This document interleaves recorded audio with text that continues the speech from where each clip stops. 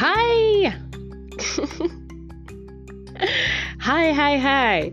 Welcome to Hashtag Navgozi Chwanuka. I am Navgozi Chwanuka, and this is my show where you and I get to unravel social constructs, talk about all things related to development, and have intellectually stimulating conversations with really amazing people. So in the previous episodes, we had reflections going on, me talking about my 27 lessons in the 27 years of my existence. Woo! Do I get to talk about the reviews that came through, the feedback that you guys sent in? It was overwhelming. I wish I could bring everything down here on this episode, but we are just going to jump into this new and fresher episode where we are going to unravel a particular social construct. So on this episode, that is 6, and the 2 other episodes that are going to come after this, that is episode, so this is going to be about episode 6, 7, and 8. We are going to have an amazing conversation with the strict and sassy elder cousin of mine, Jennifer Nyakwera T. In our conversation, we unravel the single story on househelps, and while at it, she talks about how they have been her strong support system in the 17 years of her marriage.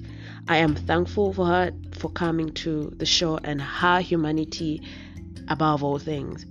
We recorded this conversation from her rooftop, so you will hear some wind blowing and dogs barking. Take a listen to this 3-episode interview, and if you love this conversation, don't forget to subscribe and give or share your feedback.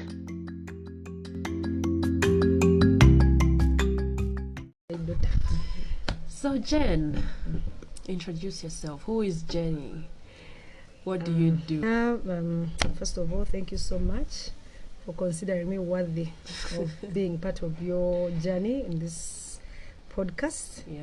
My name is Jennifer Nyakwera T. I am a mother of 4 boys, 18, 15, 10, and 7. It's been a wild journey being a mother, and I think it's the best thing that has ever happened to me. Oh, yeah. I'm married to Mr. T. David Lambert. Mm-hmm. We've been married for the last 17 years. Been together for over 20. Is it 17? 17 years. Mid-17 this year in Jan. Oh, yeah, it was 2003. Because I was now trying to calculate. Oh, yeah, right. Yes. Yeah. So it's been 17 years of amazing life. 4 boys in all. I am 43 years old. I say my age. I know women are not supposed to say my age, but I guess I say my age because I think I have achieved more than I bargained for, more than I thought. So like for comes me, with confidence. Yeah. Like. So being 43 is like one of those things like, yes, you can come and I have stuff to tell you. I've lived life, and I've lived a life of an adventure, so to speak, of everything. Yes, really. Professionally, I'm a change management specialist. Okay. I am certified change management person. I've worked on so many projects, both in government, URA for 16 years, and World Bank, Ministry of Local Government, and my last job was MTN Uganda. Mm-hmm. Yeah, we're working in adoption or change management. Yeah. So really, that's my niche. Like my passion is in change. Like for me, change. Please mention that you are my sister. I need to know where.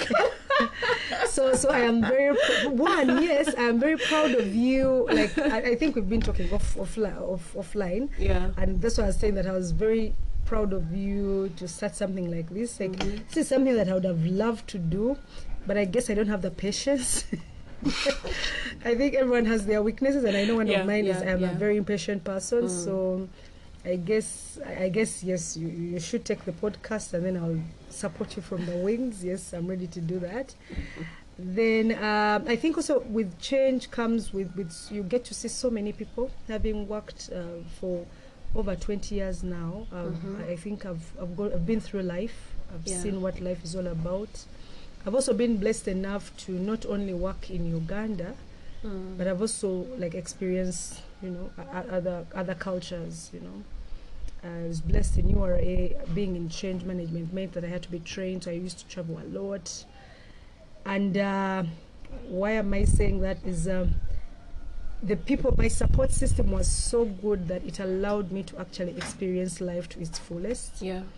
My career was so hyper, like at some point in my life I literally lived from, they call it suitcase, out of my suitcase. So I literally just travel, come back to the airport, pick a suitcase, continue. Yeah. And then everyone kept saying, how do you do it? Like, you know, yes, of course I was blessed to have my parents around, my mother around. My husband also, I don't know, supportive. but also my husband was also not living in Uganda, because for some time Makes it easier. Not really, Like but you see the to thing keep is moving, exactly. because you don't feel the guilt biting. So I don't know, really for me, God kind of like really just put all my gifts in one package like this and said, here, go, my child, go live a life that now I can sit back, relax, enjoy life without really hustling. Yeah.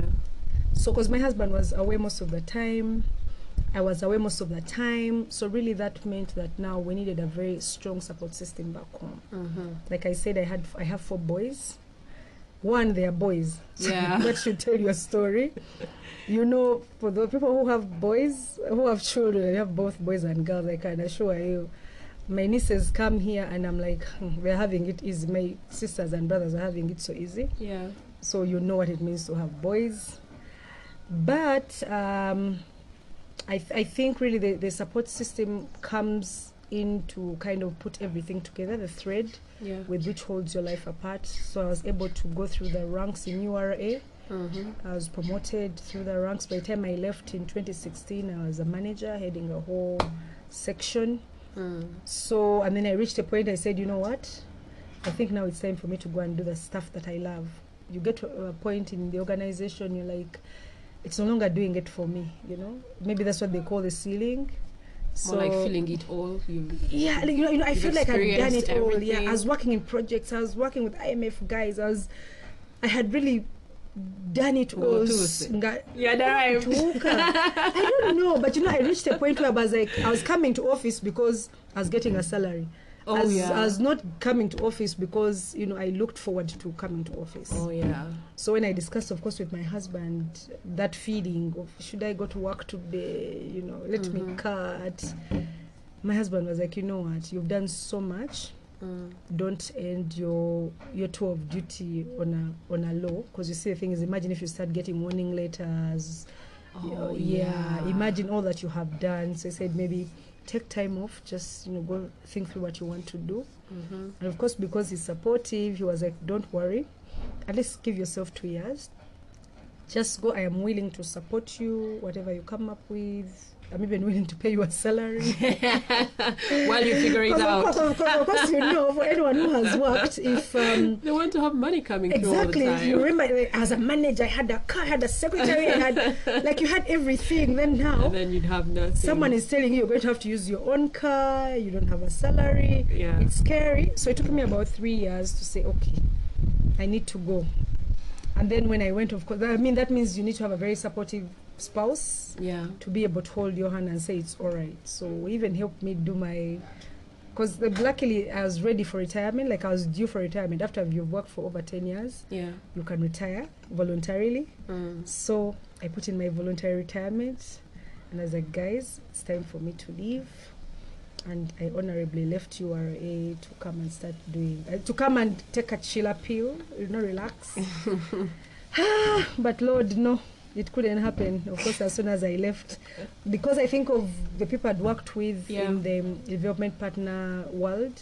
Of course, as World Bank, you know, called me for a gig, you know, here and there. So I literally now started running again rather than sitting down and, you know, recalculating. You know, thinking through it and, you know, saying, because the whole idea was for me to go chill and then, you know, like, enjoy my last 16 years and see where life takes me from there. And also enjoy my children. Because like I said, in the last 16 years, I was up and down. You barely had time with them. Yes. So really, in a nutshell, that's Jennifer. So do you feel like, what did you want to do when you grow up? Honestly, I wanted to be a lawyer. why they want to be a lawyer. Great. Okay. I was so argumentative. So like everyone I interrupted. Like the whole family should be lawyers, maybe. Everyone is argumentative. So it was like everyone I met in my life growing up, they said, "Mana go kaya na ojapera lawyer. Mana go kaya no inempaka." So like because of that, I guess somehow it got into my head that you should be a lawyer. Yeah. Why did I become a lawyer? I got the marks actually to become a lawyer because I think I got 17 in S6. Okay. And for our times, I had really passed. Unfortunately, when I was doing my what is it called, the job forms, filling in the job forms, my dad had gotten into this thing of Bliss, Bachelor of Library Info. It was a new thing, trending. It was new, eh? He says, my daughter has to be one of the people who does this. I think we're the second lot then. So I was like, okay, let me be smart. So one on the job forms, I think I put Bliss, then law.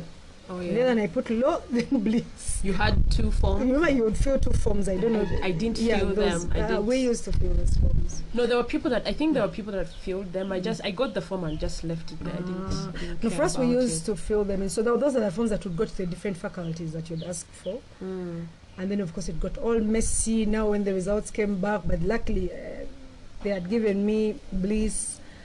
And then, of course, I go to law and say, you guys, I have the qualification. They said, but you didn't give us first choice. So they said, but you can do private. And then, of course, as being one of the eldest in the family, I had many people coming after me. I couldn't my dad couldn't now start paying school fees for me at university, yet I qualified. So I did Bliss and also hoped that whatever happens out of that. Okay, so you've talked about, what did you call it, the suitcase life? Yeah, my suitcase life. Lived out of a suitcase. You lived out of a suitcase. Yes, suitcase at some point, yes. Okay, now when you talked about the support system that you had. You talked about your spouse. You talked about your parents. But now there is a house. Who are these kids with? Okay, so when you're on to flight after flight, and your husband is not even there, who is with these kids? So you see, of course, in the African culture, that once you get married, you get children, and you're working, the first thing that happens, of course, is you need to get a maid. Is it an African culture? It's more of an African culture because you see outside, usually they take them to daycare or something like that. Yeah. For us here, unfortunately, I don't think we have that kind of daycare. Where you take your child to leave, to be with someone, and then you pick them in the evening and bring them back. But now there's no evening even for this part because you're not around. Exactly. Yeah. So really, I was my mom was at some point also a working woman, so she had a maid, and all I remembered was that we had the maid I remember so well was called Auntie Nansamba. Yeah. We had Auntie Nansamba for as long as I was I can't even remember when she came, but all I know is that as long as I was able to understand, there was Auntie Nansamba. And then she was such a part of our lives that she was a fixture in our lives that it's when I was, I think, in S5 that I realized that actually Auntie Nansamba is not really part of our family. Because you see what would happen is we'd go to school, come back, Auntie Nansamba then leaves because you see after some time we were old enough to start taking on the chores. So she would, every holiday, Auntie Nansamba would go home. Yes, and then we would literally work, and then she would come about 3 or 2 days before we went back to school. To take over, to help my mom. But then the kind of relationship my mother had with Auntie Nansamba, like I said, I didn't even know she was not related to us. So I think for me, I kind of assumed that it's automatic.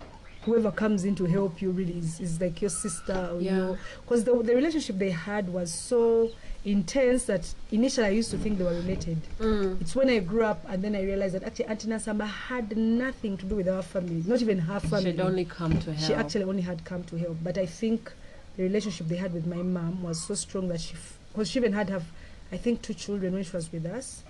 So that is how. Oh wow, she was there. Yes. So she had her first baby. We literally carried her baby. Then at some point she went to get married. Someone came in, but then I think it didn't work out. Then she came back. That is how we were in our family. So Auntie Nansamba was not. She had not really come to help. She was really our other mother. If you like. So bonus mother. Yeah, bonus mother, if you like. So for me, for me, coming into my home, I just assumed I was going to, to have another auntie Nasa. And then I was also blessed enough that before leaving campus, someone I think had reached out to my mom and said, there's this girl who's suffering. I think she was working for someone, and then I don't know, can you just take her in as we look for somewhere to take her? Luckily, I was at university, I think in my 3rd year, I was about to leave. So I come home, I find someone, and then my mom gives me her whole story. I'm like, no, let her stay. I will, let her stay, help you out. And then, because I had a small job that was giving me a bit of money, I say, let her help me with maybe chores here and there. I'll be able to pay her. And then that was Hawa Nakayenga. I think you know Hawa Nakayenga. Exactly. I was just wait, when was it? A week ago? I was seeing her, but then now it's a completely different name. I'm hearing people calling her Hawa. So it's just a week ago that I realized, I had someone say Nakayenga. I was like, Nakayenga? What do you know Nakayenga? Is this the Nakayenga? And they're like, yes. Like, are you serious? 18 years after, and this person is back into our lives. Actually, not even 18, more than 18, because remember, she came when I was just leaving university. No, now I'm looking at the period she could have left. I think that was like 2002. Okay, yes. Now this is when I was she left when, So the thing is, now when Hawa came into our lives on Nakayenga, so luckily, luckily or fortunately, I think sometimes I say God works these things in miraculous ways. I got married almost immediately after university. As soon as my husband came back, we are getting married, and then I got pregnant, and then everything started falling into place. So and then my husband had to go away. Went to Ghana for so many years. So I stayed with my Nakayenga. So we got our home, and then I was in that home with Nakayenga, and then literally Nakayenga. But remember, I was also starting my life, my working life. So literally Nakayenga was the mother of Joshua, if you remember. I do. And then I realized that Nakayenga and Joshua were so close. Right. They were so close. Like, so I would go to work and I would never even feel like there's anything wrong. So Nakayenga now she became kind of my auntie Nasa, if you know what I mean, for my child, because now she literally picked up where Auntie Nasamba had left. Remember, I'd come from home now into my own home, and then she literally took it up from there. So that now started my whole journey of maids. So I start with Hawa. Then, as I am about to get my second born, Hawa had to get married. She's a Muslim, so her family had gotten a man for her. And the mother called me and said, we want her to get married. But we had lived with her for so long that I felt like, oh my God, you want her to go get married, but then you're like, oh my God, will this man be? So I had to literally sit down and give her marriage plans. Oh yeah, I mean she's part of you now. You want the best for her. Because I had asked her, did you know about this man? She said no. Family picked up the man for her. She's a Muslim, so I guess it's part of their culture. But then I had to kind of quickly give her, marital tips and stuff like that. And then I let Hawa go. And then, of course, now in between her, then I got Hawa, then I got like another maid, and then another maid. But then I was lucky that most of them actually stayed for long, because the next one I got was called Carol. Carol came when my second born now was 6 months. So she literally picked up from Hawa. Carol stayed with us until Donald started school when he was 4 years old. So I was also blessed in a way that my maids kind of stayed longer, so the children kind of bonded with them so much. So, and then now, of course, I remember now I'm still doing, now by then, I think for my first 2 children, my life wasn't really so chaotic. It was a bit more, you were around. 8 to 5. 8 to 5, I'm around. My mom is around. But then after that, it took a whole turn for the better, I would say, not worse. And then now I had to start living out of my suitcase. My husband wasn't home because he was living in Ghana. So then now I needed to get people who are going to be stable in my life. So luckily, in all my 17 years of marriage, I've only used 5 maids. In how long? How many years is that? How many years? 17. My 17 years of marriage. 5 years. And I can count them off. I had Hawa, I had Jackie, Carol, I had Jackie, and then I had Evas, and then after Evas, the one I have right now, who I've been with for this September, she'll be making 12 years in my home. Yes, but even those ones I'm talking about, actually, it took like, I didn't have a maid that came, let's say 1 year or 6 months. No, most of them will come at least for 2 years or something like that. So I was kind of blessed in that way, that, and I'm thinking that really it came from where I came from. I always looked at the people who came to live in my home as Auntie Nasa. She kind of, I think, drove my that kind of me in the attitude of me with my maid. So when you come into my home, I would not, it was not that you've come here to do a job. You would come in there because you are going to be part of my life. So the first time when they would bring for me a maid is we'd do a kind of an interview. You'd have not an interview, not an interview. I don't know if you know what I mean. It's not really an interview. A preamble conversation. Yeah, like have a conversation. Because you see, I also realize that these are people who are coming from somewhere. They didn't wish to be maids. No one gets born to be a maid. No one wakes up and says, I want to be a housemaid. No one gets pregnant and says, hey, I hope my daughter becomes the best maid ever. You know, the best. You know what I mean? So I said, when you approach that kind of life like that, I think I think then it puts these people into a scope of saying, if this was my sister, if this was my niece, you know, okay, I don't have daughters, but I would imagine if this was my daughter, if I had a daughter. So I'm like, this is someone who has a parent, they gave birth to her, something went wrong, they had dreams for her, something didn't go well. But then here she is in my home. What is it that I can do to make her life, however small it is? I mean, it might not be a lot, but I want her, she has to leave my place better than she came. And that's from the fact that most of the time when they would come with their bovedas, you know, with the kavera, and had 2 or 3 clothes and what. And so the reason I was having this conversation when you come was really more just to understand, who is Anna? You know, what are your dreams? What did you want to be? You know, what happened? Like, why are you here anyway? Because you see, when you have it from that point, then you're able to understand that tomorrow when I'm mad at her, if she has done something, I should understand where she's coming from. She's probably been through trauma. She's probably been through abuse. Life has been discouraging for her. So that's the first conversation I would have. Even for her, that's the first conversation.